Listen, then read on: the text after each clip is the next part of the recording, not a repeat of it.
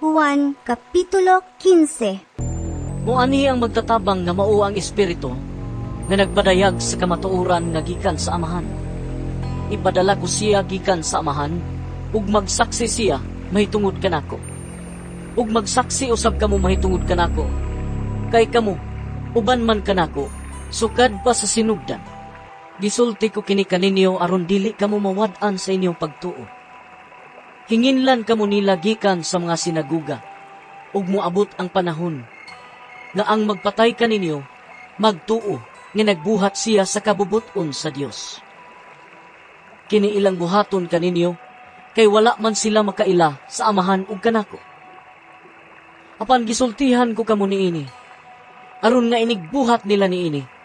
Inyong mahinumduman ang gisulti ko kaninyo. Wala ko kamusultihin niining mga butanga sa sinugdan, kay ako uban pa man kaninyo.